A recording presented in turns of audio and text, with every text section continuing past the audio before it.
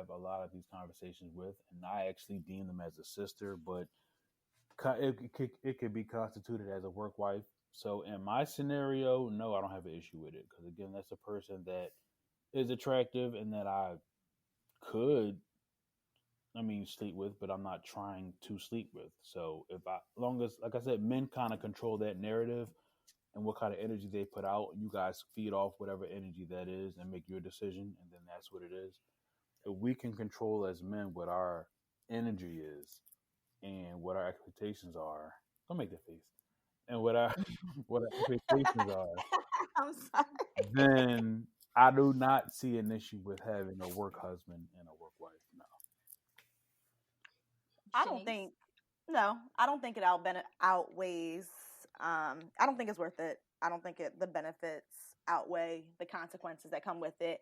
But I believe in work friends, so I have a bunch of work friends, and do I think that I need those people? Yeah, because I need them for my mental stability at work when people be pissing me off. Like, I need someone to be able to vent to who understands my work environment, because even if you tell your spouse does not work there, so even though they understand the dynamic at their company in general, just like we all do, they're not going to understand how it is to work with this particular group of people on this particular project. So no, I don't have to have a work husband, but no, I need my work peeps, because shit But you just be have a fucked work up husband, sometimes. though, right? And you gotta bounce ideas off of them, and sometimes you just gotta vent, and But she, that's it. but she needs you have one, though. He's just gay. Yeah, I've had one that was gay. I call him Sparkle. That's my nigga to this day. We worked together a long periodical. Again, do your Googles to know where periodical comes from. And I've mentioned him in conversation too, and I was like, "Yeah, his name is Sparkle." And it was like, "Oh, okay, that's fine," because I mean, that's not his real name, but I call him Sparkle. Right. The story behind that is because we worked at a law firm together. Excuse me, and I was in the bathroom one morning doing my makeup because I had gotten in really early, and he came in the bathroom and he was like, "Oh, put some of that shit on my eye, girl. I want to sparkle too." Why the fuck is he in that bathroom? I'm That's the glad you only caught that question I too. have. It was very early. Also, the way he presents in the world. We're not gonna do that. That's a whole No, the way he presents in the world, he has an entire family, and you wouldn't know that. I'm waiting. I'm waiting for him to be like, "Can't do this anymore. I love penis." I know, and a lot of people know. Apparently, his wife is slower to catch up than the rest of us. You know.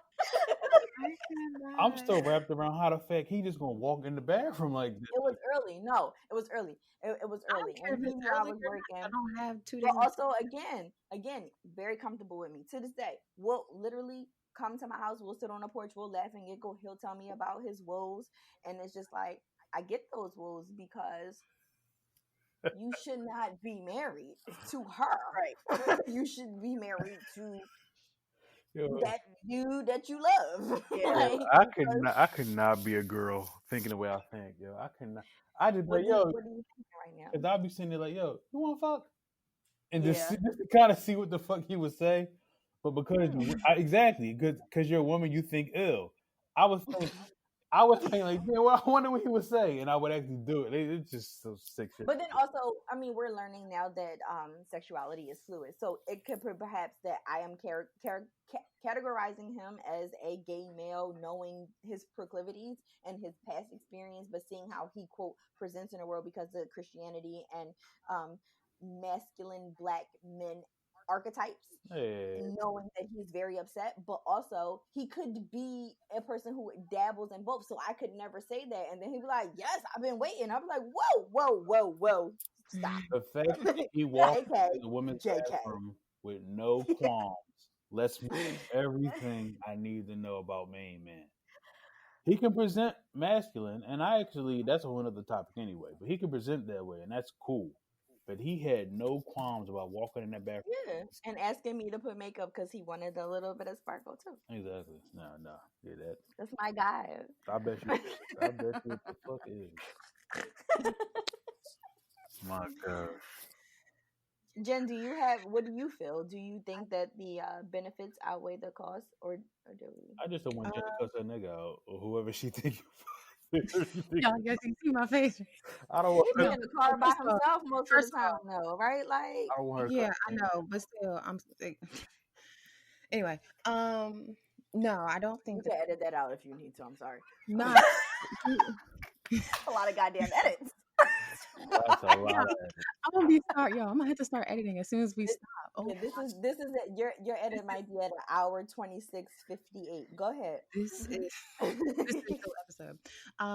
No, I don't think the benefits outweigh the consequences. Just because when I was younger, I didn't care. Now thinking about it, I think that I don't want to have to hurt you, and I don't want you to feel as though you need to fight anybody else, because like I said, boundaries can be skewed. And hearing Phil's, hunting stories, I feel as though I'm gonna look at you sideways every time you clock in and clock out. Like, what prey did you get today? And who is she? Like, I think if you have that title, then you're opening the door up for a lot of chaos. I think friends are okay. Like, I have a solid group of friends that are not from this job, it's from a previous job, that I love them to death, and that's fine. But I don't think that when you go to work, you're not there to have a husband and a wife. It's good to have a group of people that you can vent to, like Shanice said. But when you cross those boundaries and add titles put people on different pedestals, even when you're not looking to put them on a pedestal. And I just think it's just very dangerous. I mean, it's the same thing. Title or no title, it's a support system. And if he can confide in whoever but never give them a title, he can still confide in that person, just never give them a title. So it's still, if you believe that to be dangerous, it's still dangerous, whether it's a title. Because there's emotions involved in it. Because sometimes when you're venting, it's venting about things that are going on personally. Then why haven't you vented it to your spouse or to your significant other? I think that's when you have you have the emotional cheating involved. What they say, emotional cheating. To me, that's worse than physical. So I don't know. That's a fine line that you can teeter-totter. And like I said, boundaries need to be set, but those boundaries can disappear really quick when emotions get involved. Well, the gateway to the boundaries being not overstepped, but being expanded is generally from the woman, because that's the person with the stronger boundary hold, so to speak. Boundaries are normally set by the woman, but they're also expounded by the woman also. Okay, so Phil done destroyed our entire Saturday because now we're all in our heads. Get out your feelings, man. This is a regular convo. Get out your fucking. No, we are in our heads like boundaries. I've been taught to do boundaries. I struggle to make boundaries, but now I got control of the boundaries. But that nigga waiting for me to expand those boundaries. Yo, my head is like, This is all stuff y'all already thought. I just articulated it. Y'all already thought it. Right. No. Podcast title: Trust No Nigga. Don't do that. We're not going to do that with Phil. Trust No Nigga featuring Phil is not going to sell. I'm telling you now. I'm so sorry. We gonna add you. We gonna Trust No Nigga featuring Phil is not. Trust No Nigga featuring our relationship expert. We're not going to do that. Where he mansplains everything that we need to know. We're not going to do that. It's stuff in my bra from last night, y'all. I literally can't. What in the world? If you that's crazy. Oh my god. Yeah. You was a whole grandma last night. Why you got shit in your bra from last night? Because we know what happened last night, and it was a quick escape. That's why. Shit. You left no evidence behind. You tucked and rolled. Ridiculous. Wait, when we get on this call, I gotta tell y'all the tactics that my family took last night to get me out of that situation. She pulled out an earring, lip gloss, a protractor. I don't know what you got. My brother was a race car driver. Where'd she get a T-square? She pulled out a T-square from the bra. All types of weird shit out there. All right, let me give my 2 cents on cost outweighing benefits, because I know we have to be people. I'm not with it. I told you I had my experience, and I try my very best to learn from experience. And then the person that I trust the most has had his experience as well, which is very close to mine. Mhm. And it's just like, yeah, no, it's not worth it. Yeah, build your group, build your core group, especially as, you know, of course, the folks we're speaking to and who we are. Black millennials in corporate America, you have to have your core base. You need people who you can trust. You need people who you can confide in. But also, I think each of you have spoken to very important parts. When you give somebody a title, it makes them feel above the rest and they feel like they have certain privileges and access to you, right? I don't want nobody feeling no special than they are in at work. Like, I don't have a work bestie. I see you over there. I see you over there. Y'all all where y'all at? Because I'm gonna go home. I don't want to talk to you. I'm gonna log off. Um, I see you over there, and I see you over there. I'm gonna talk to you about these things, but please don't expect me to. You know, I think people always want. I'll speak for myself. I am a very closed off person. In case you guys haven't guessed it, I Get keep the fuck folks out at a here. distance. I keep people at a distance, but then giving people want to feel special. So it's like, oh, let me catch that unicorn real quick. No, I don't want to be caught. Let me keep on running through the bushes, and you get a glimpse here and there. That's it, bro. You're welcome. I hear So that, but that Applebee's that wasn't that big of a deal because he was to in finance, and you. I needed. You're right. You're right. Okay, I needed to know how the money was moving. That's it. So you used him and he used you. I didn't use, bro. You used that nigga. I I like chips and guac and $5 margaritas. Yeah, Yeah. you like them shits by yourself too. You used that nigga.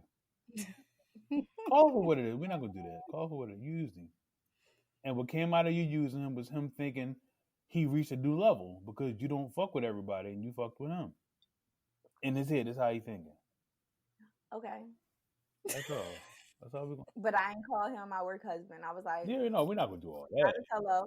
Donatello over there. I'm just saying he was like, all right, well, she don't even talk to Tom over there, but she went out with Applebee's with me. I'm a fan there. This is how we think. Again, title of the episode: Trust No Nigga. We're not gonna do this. Phil at Pack Life on Instagram. We are not gonna do this at all. We're not gonna do this. Our mansplainer. This is good, y'all. Yes, This is very good. this was Thank good. you, Phil, And now for we know it works sometimes. It doesn't work sometimes. Such is stressing life. us. Maybe you'll be able to find your just Jack, and you're gonna be good. Oh my But God, outside just of that, Jack. exactly. Anastasia Beaverhauser checking in here. I'm good. Mine too. All right. So, has anybody been fucked up lately? This is the segment where we talk about, you know, we've been at home still. It's August, and plenty of things related to the Trump administration has had us fucked up. All of us are parents trying to figure out where these kids are going in a matter of weeks. I know how that's going out. So anybody want to speak specifically of moments where they felt microaggressed during their Zoom calls from their bedroom? Where people just have you fucked up. Who been fucked up? So I'll go. So we had a call. Go ahead. And it was called Uncomfortable Conversations.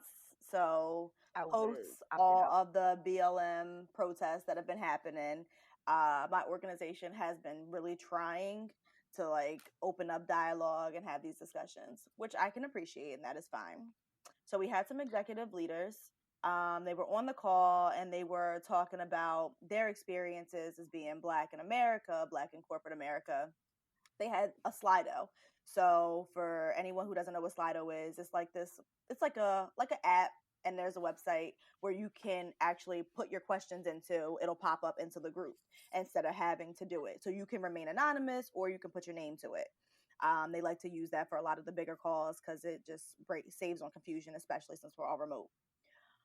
But they were approving the questions that were coming into the Slido, which is a key part.